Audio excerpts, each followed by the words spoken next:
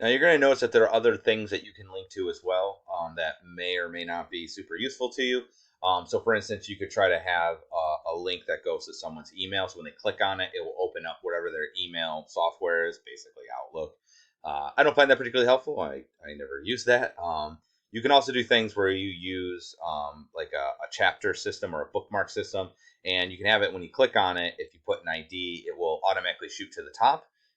That's kind of a, I don't want to say it's advanced, but that's something, maybe a little bit later down the line that you might find useful.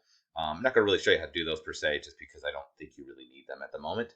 You can also embed pages through an iframe. And the idea here is that you create an iframe and then you put a website in between it. And what it'll do is that this is actually the Bing website. Like I can click on this and it will, well, let's go into this page here.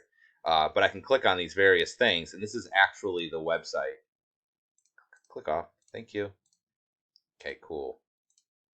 All right. But that's actually the website that is showing up.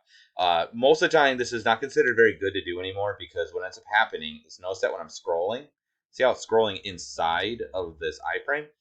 And when I put it out here, it scrolls here. So if you have a big iframe and you're using, let's say, a mobile device, you'd be using your finger and you might be trying to scroll up and you would accidentally keep scrolling inside of the iframe, which is obviously not preferred.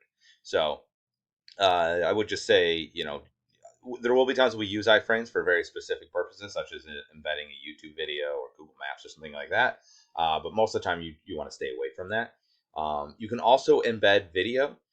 This is like a new thing that came out with HTML5. Before, we used to have to use JavaScript or Flash or some sort of other plugin technology.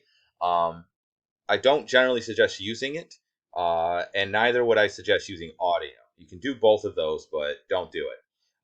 The video is not a good idea because you could just use some other service, which will, video is a very large file, and unless you, like, it's a very custom file, you want anyone to have access to it, which I kind of can understand that to some degree. It's just going to take up a lot of space on your website, and it's going to lower the bandwidth because people have to play the video. But I do see that sometimes in web pages will actually have videos for the background. So, like, if it's something like that, that would make sense. Most of the time, I would suggest using YouTube or Vimeo or another hosting software, because site, because it'll give you more options, and it'll actually do a better job of previewing it for the user. Audio is not very good because it's kind of annoying to control, and you end up getting like the music will just automatically play, and that very much annoys people if they go to a website and it just starts playing random music. So also stay away from that.